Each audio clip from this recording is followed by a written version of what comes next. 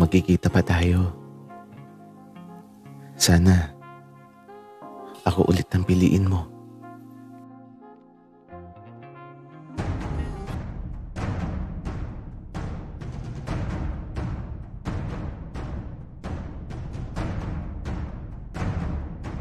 Kaibigan, huwag mong kalimutan mag-subscribe sa aming channel at huwag din kalimutan i-click ang notification bell at subscribe button. Subscribe na!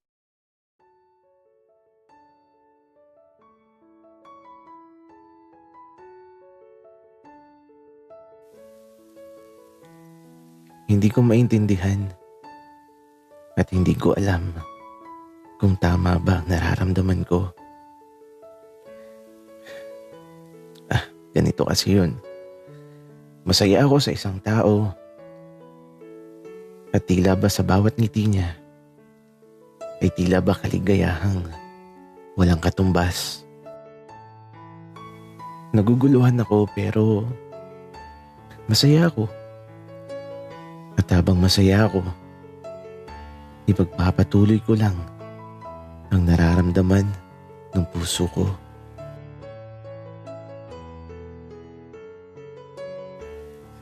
Francis, anong lasa? Masarap, di ba? Oo, masarap naman. Pero, alam mo, Eddie, ngayon lang talaga ako nakatikim ng pakbet na may gata. Masarap din pala. Kasi sa amin, kapag nagluluto si mama, di talaga nilalagyan ng gata. Francis, sa amin iba. Mas masarap kapag may gata. Siyempre, magkaiba kasi tayo ng lugar na kinalakihan. Kaya, magkaiba din yung mga kinakain natin. Kung sa bagay, tama ka, Eddie. Francis, kapag umuwi ako sa amin, isasama kita. Tapos, kakain tayo ng mga kakaibang pagkain para maramdaman mo ang buhay ko sa probinsya. Eddie, gusto ko yan.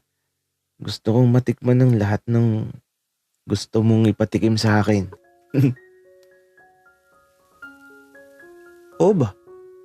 Basta, Francis, ayoko lang ng maarte ha. Basta, kapag gusto kong ipatikim sa'yo, dapat isubo mo ng diretso. Hala, grabe naman, Eddie. Baka kung anong isubo mo sa akin. Pero basta masarap, isusubo ko talaga. At eto, natawa na lang kami pareho. Pero mukhang nag-e-enjoy naman si Francis sa pakbet na niluto namin. Masarap kasi talaga kapag may gata. Promise. Kaya tuloy-tuloy lang kami sa pagkain.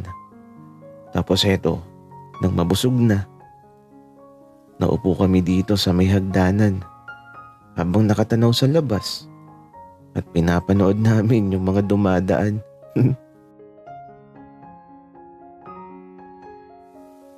Francis, uuwi ka sa weekend, di ba?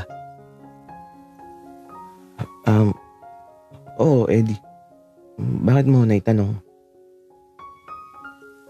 Siyempre, sasama ako, Francis. Ayaw ko namang maiwan mag-isa dito.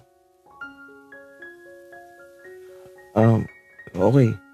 Walang problema, pero huwag kang magulo dun sa bahay, ah. Dapat tahimik ka lang. At huwag kang madaldal.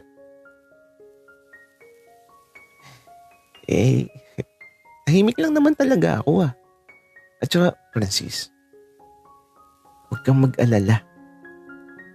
Wala akong gagawin na hindi maganda. Magiging good boy ako. Promise. Siguraduhin mo lang, Eddie. Kasi kapag gumawa ka ng di ko nagugustuhan, nako. Hindi ka na ulit makakabalik sa bahay namin. Francis, ang sungit mo naman. Pakis nga ako. Eddie, bakla ka, no? Hindi oh. Sweet lang talaga ako. Kaya pakis na ako, Francis. Dali na. Magkaibigan naman tayo, di ba? Eddie, alam mo, nakakadiri ka. Huwag kang magbiro ng ganyan. Ay, sorry na, Francis. Ang arte mo talaga. Pero yung kababata mong si Limuel, siguro nag-kiss na kayo, no? Gagi, sira ka ba, Eddie? Ano ba yung mga naiisip mo? Puro kakalokohan. Siyempre hindi. Okay.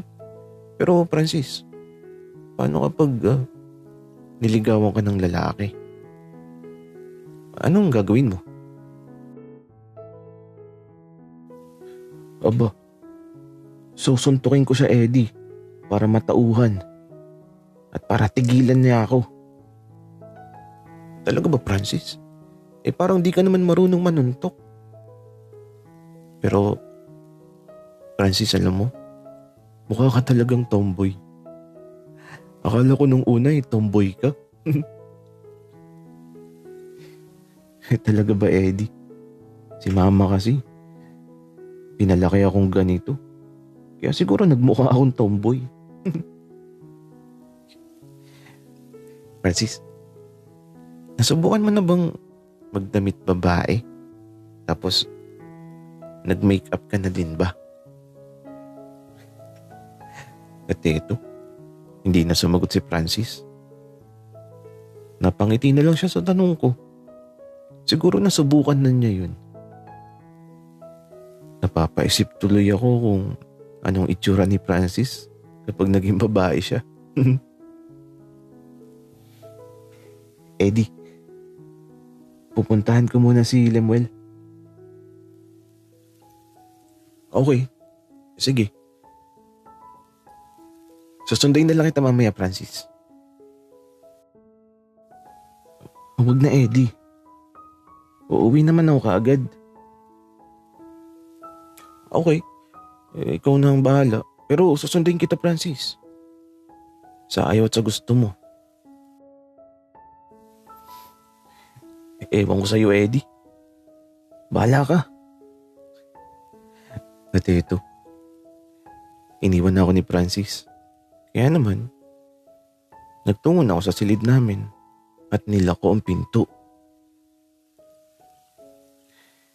Kaysa maboard ako, eto alam niyo na siguro kung anong gagawin ko pampalipas oras. Maglalaro na lang kami ni Utoy. Kaya eto, naglalaro lang kami ng lato-lato. Nakakainip kasi. At dahil naglalaro na ako ngayon, hindi na ako maglalaro mamayang gabi. Baka matulog na talaga ako ng maaga mamayang gabi. Kasi may pasok na kinabukasan. Kaya naman, matapos kaming maglaro ni Utoy ng lato-lato, eto, napaidlip ako. Nakakapagod eh. Naubos ang lakas ko. Si Utoy kasi, kanina pang galit habang nasa hagdanan kami ni Francis. Ewan ko ba kay Utoy? Lagi na lang nagagalit kay Francis.